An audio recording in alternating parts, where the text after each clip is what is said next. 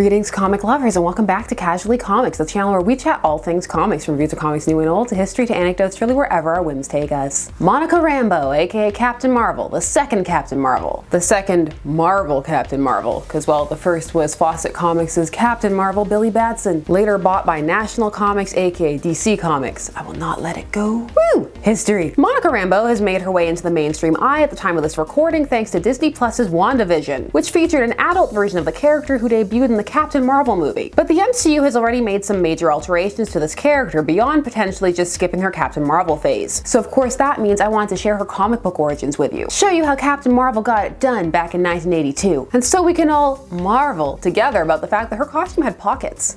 Practicality. And so you can see what's changed, what stayed the same, all that good stuff. We've got a lot to look at. But first, before we get started, if you're enjoying this content, you know what to do. Hit that like button, hit the subscribe button. I'm Sasha, by the way, hello. Come and bear witness to the parade of random content. Monica Rambeau debuted as Captain Marvel in the Amazing Spider-Man Annual number 16. She was created by Roger Stern and John Romita Jr. She would have many names over the years and have different creative teams credited for each, those being Photon, Pulsar, and Spectrum, in that order. Initially, Romita wanted the character to look like Pam Grier, but that was vetoed before publication, which apparently left him salty. Because I have this gem of a quote. I just took some reference on Pam Grier because I always loved her, and at the last moment somebody said that, well, we need to use this woman here because they thought maybe Pam Grier wasn't as good looking as the model they found. It was fine because by the time she got done by other artists, it ended up looking like the generic black character anyway. The salt is real. Oh no, I don't feel that Monica looks that generic, but I'm not mad because I didn't get to draw Pam Grier. Now the first Captain Marvel for Marvel was the Kree officer Mar-Vell. He had died in 1982, what was actually a pretty emotional send-off. But Marvel Comics actually can't not publish Captain Marvel in some form. We've done a video giving an overview of the legal situation surrounding Captain Marvel, so card and link, but cliff notes. While DC owns the copyright on the character of Captain Marvel, now known as Shazam, as they had purchased some of Fawcett Comics characters, Fawcett actually stopped publishing Captain Marvel comics years prior. This because of the lawsuit they were engaged in with DC and the price, the cost was too much. The company was collapsing, it was not good times. This was a lawsuit alleging the similarities between Captain Marvel, Billy Batson, and Superman. It was complicated. However, this lack of publication had caused the trademark to lapse, and other companies swooped in to try and snatch it up. The company who managed to do so successfully and even sued other companies who tried was Marvel Comics. However, they need to keep an active Captain Marvel in circulation in some capacity because if not, the trademark will lapse, and other companies like, say, DC could swoop in. And my dreams of having Shazam be able to be returned to being called Captain Marvel will come to fruition. It will not happen. At this point, I must accept that many people now just know him as Shazam. It's okay. Get off my lawn. Old man yells at clouds. So even though Mar-Vell was dead, they still needed a Captain Marvel. Enter Monica Rambeau, who is definitely being given a push because her origin is in a Spider-Man comic. Spider-Man's annual, and Spider-Man is very much one of the flagship characters of Marvel. So to put her there was very much a hey, sit up and take notice, pay attention play. In fact, Spider-Man is barely in this annual. He is tacked on and gets to partake in some of my oh so favorite classic tropes, such as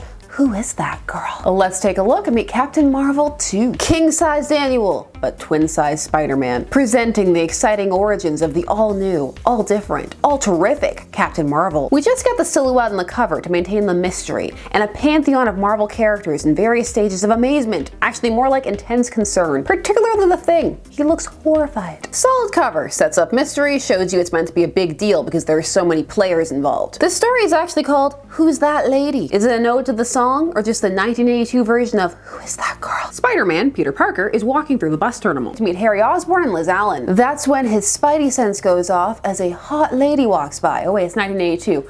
A foxy lady. Wow, I've never seen anyone like her before. Not in the Port Authority bus terminal. She's stunning. My spider sense never reacted to out and out beauty before. Since she set off his spider sense, he decides to investigate. It's totally not just because he finds her attractive. No, the spider sense, yes. Let's go with that. As she walks down the street, some muggers accost her and get their behinds handed to them. Spider-Man shows up at the tail end of this, but when he approaches her, she whips around and blasts him with an energy blast of some kind. Oh my god, who dat? It's Spider-Man. I've read about him. He's some kind of outlaw adventurer. Ah, so you didn't read about him in the Daily Bugle then. She thinks that she needs to learn to control her powers and changes via energy transformation into her costume, well, part of it, thinking she really should have done this as soon as she arrived. But that's all new and that still feels pretty weird to wear a costume. Ah well, at least it has a pocket for me to stash my cash and keys. Already 10 times more practical than most superhero costumes. She takes off in a beam of light, a streak of light across the sky, and Spider-Man decides to follow her. Because, well, it's his annual, gosh darn it. As we get our first reveal of her, our full reveal in her costume, we are told to call her Captain Marvel. I like it, even the giant bat wings that apparently contain pockets. And as she gazes out upon the city, she recalls her backstory, as you do. Monica hails from New Orleans, a city that she loves and describes passionately. She is a lieutenant in the Harbor Patrol who is hoping to advance to captain but feels she is constantly being passed over. She thinks she's being passed over because she's a woman, but her superior says it's because she's too unorthodox and he likes to go by the book. So are you saying that she's a loose cannon, a maverick? But does she get results? As she fumes and returns to her office, she is greeted by an old friend of her grandfather's. This is from back in the war, and he has come to her seeking help because he does not know where else to turn. He has a tale so outlandish that no one else would listen to him. Okay, so this is Professor Andre Leclerc. He's considered a crackpot, a self-described crackpot. So the only person he could find to fund his research into drawing energy from other dimensions as a power source was a South American dictator, Ernesto Ramirez. But who would have thought he actually wanted to use it for a weapon? I, for one, am shocked and appalled. The professor fled the country, but his assistant there, Felipe Picaro, and his Reed Richards hair streaks have continued the experiments, and Leclerc believes he is building a bomb, but no one believes him. Well, I don't know. This sounds pretty big. What do you expect me to do? Yes, please enlighten us. He says that he heard that she was unorthodox. That could mean so many things. She says that she has the day off coming up tomorrow, so she'll try and think of something. But all I was paying attention to is that she has a mug with her name all over it. Nice. Now, I know she only had one night to plan, but this plan, oof. So she gets a boat from an unspecified friend. Her and the professor go off to the oil rig where these experiments are being done. Where is this in relation to New Orleans? Doesn't matter, just in the Gulf somewhere. The plan, they're gonna go there. She's gonna get on board using her hotness. And then, well, I'm not really sure, but I mean, look, here's Monica in a bikini. 5 stars, comic of the year. Prof called her Mon Capitaine before he went below, which she laments, wishing it were true. This is a setup for how she will become a captain later, Captain Marvel. She uses one of those lame, oh, the old crew let me come up here and picnic with them. This is an excuse to get on the boat. Yeah, that sounds good. Let's compromise the security of our top secret interdimensional portal/weapons experiments. There's a woman in a bikini. I mean, she's in a bikini. Dr. Picaro and his villainous eyebrows come to greet her. You may call me Felipe, Monica. I do hope you allow me to join you. It's been so long since I enjoyed a picnic. That pause. I need about 8 showers. He's creeping Monica out too. Did she bring this picnic food or him? It didn't show her coming up with anything. Suddenly the alarms go off and Monica thinks it must be the professor that he snuck on board. How? What? Where? When? Why? And all the guards are paying attention to this picnic. You see, if you give it that pause, it just adds all of that extra layers there. Picnic. Picaro goes full paranoid villain mode, grabbing Monica, saying she brought this among them and he has something to show her. I expect nothing else from someone who both has evil Reed Richards streaks and angry Jack Kirby eyebrows. They have the professor, and Picaro says that he will demonstrate the machine. For some reason, he drags Monica up with him as he's going to do this. So she's super close as he decides that he's going to target a city with extra dimensional energy. So she decides that she needs to do something, and that something is just beating on it with her hands. It works and it explodes, but suddenly Monica finds herself on the waterfront having used her powers for the first time. One punch, or well, 1 pound. She manages to log a distress call through an unconnected radio by once more using these powers she isn't fully aware of as of yet. Also, she realizes that she's cold because it's nighttime and she's just in the bikini and a robe. Thankfully, she's in a storage warehouse for the costumes from Carnival. Somehow she manages to cobble together the costume that we saw later on, or a version of it from all of these pieces. I don't believe it either. I've been to Carnival. Well, not bad. At least the mask just spanned me into personal embarrassment. As she exits, she sees a crack appear in the sky and she utters the word professor, and that combined with wanting to get back to the rig have her transforming into energy and going there. Just in time for this. You must have sabotaged my disruptor panel. It was perfect. You hear? Perfect. You were there when she smashed her hands against it. The portal is unstable and it's getting bigger and bigger. Monica tries to think of a way to plug it, but as she's pondering, it sucks her right in. And she ends up absorbing the power, breaking free of the portal to save the professor before Picaro can shoot him.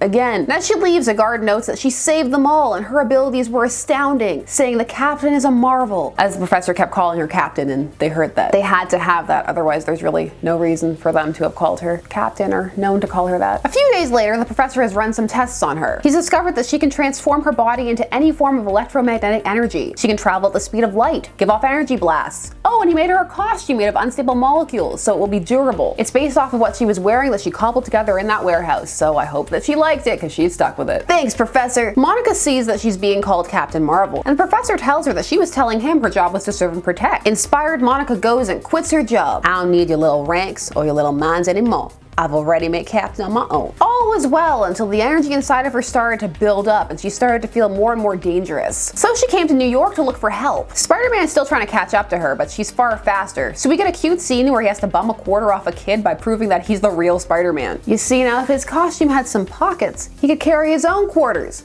But it's Peter, so he probably still wouldn't. Monica has gone to seek the aid of the Fantastic Four. Well, specifically Reed, let's be honest. What's Johnny gonna do about it? Hit on her. That's what Johnny would do. The Thing's reaction to her saying that she's Captain Marvel is great. Not unless she came back by the way of Denmark, ain't. Mom died months ago. Besides, he was blonde. There was another Captain Marvel? I'm sorry, I didn't know. I don't sweat it. Mom wouldn't mind. I probably ain't the only thing in the world either. He tells her to fill him in, but then also says that Reed's in space, so she needs some science. Maybe try the Avengers, as he says they have lots of people with science savvy over there. As she appears in the mansion, she accidentally takes out Iron Man and activates the defense mechanisms. Oh no, this is awful. I've knocked out Iron Man. Not quite, young lady. He asks for a little spark of her power to help restart his suit, but she says she doesn't know how to control her powers yet, so he says, oh well, guess he'll wait. Should have disbanded while they had the chance. Everyone is super chill about what's happening. Well, except for Jarvis, who panics when he comes in and sees her over there and Tony on the ground. This is what gives Spider-Man the wrong idea. So when he actually shows up at the mansion and sees her wandering around the hallway, she's looking for something to help Iron Man with, he webs her up and attacks her when she breaks free.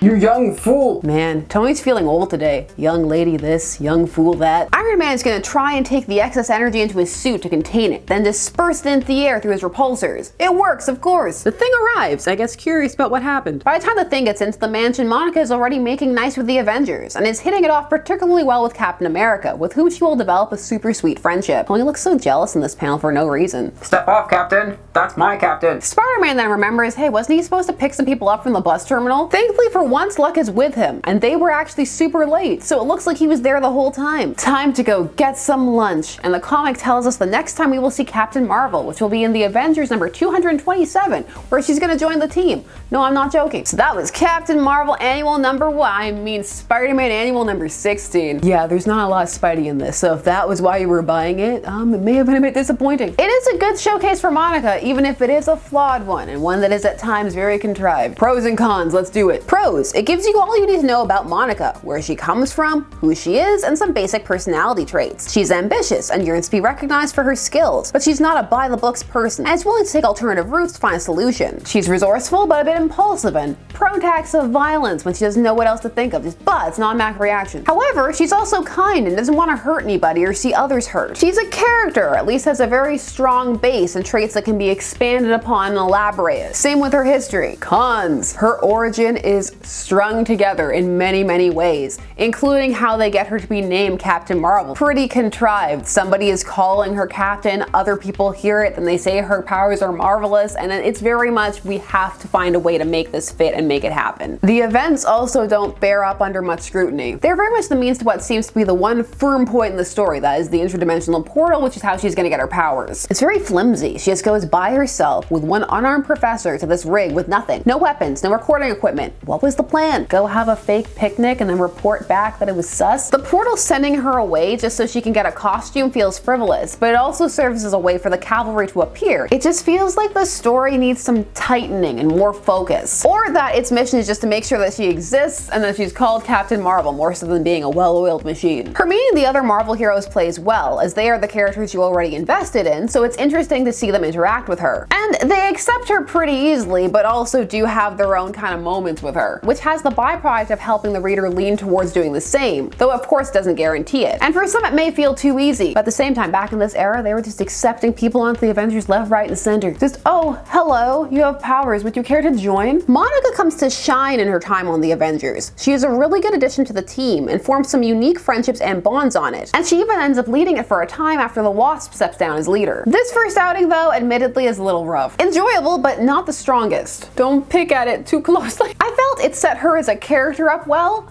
but I can see some being overwhelmed by the other flaws in the story or finding her potentially a little bit bland. Just thrown into the deep end real fast. I do like that she's completely separate from the first Captain Marvel. It helps her feel like a new character and carve out her own space. And they're still respectful to Marvel, although that comes through more later on. Here it comes across like, oh, he'll be fine with it. He's dead anyway. In later issues, she seeks to learn about him and who he was, just to know whose name she's sharing and who the rest of the team seems to think so highly of. So if it does seem a little rushed, remember, trademark. So some fans felt in the MCU that she should have been the first first Marvel to appear if Marvel was to be skipped, and that to have her looking up to Carol gave a vibe of infantilization. Willers didn't care, didn't know who she was, or just happy to see her in the MCU now, or feel that the introduction there works well for that universe, or may even be better. Just people's thoughts and feelings, many of them. Share your thoughts. Monica Rambeau has a rich, interesting comic history, but like many characters, managed to slip through the cracks when it came to mainstream focus. I just wish we could get panels like this, recreating, yes, those are roller skates in the Iron Man costume. So that was the first appearance of Monica Rambeau, aka Captain Marvel 2. What did you think? Would you give Spider-Man a quarter? I guess in this period, more likely a cell phone, unless you still have payphones lying around. Do you like her costume? Pockets. Come on, built-in pockets. Like how she's coming into the MCU? Just give me all your thoughts. Leave them down below. While you're down there, please do all the other YouTube things. Like, share, comment, subscribe, and hit the bell notification so that you never miss a vid. Thanks so much for taking some time of your day to spend it discussing comics with me. I always appreciate it. I'll see you again soon. Bye.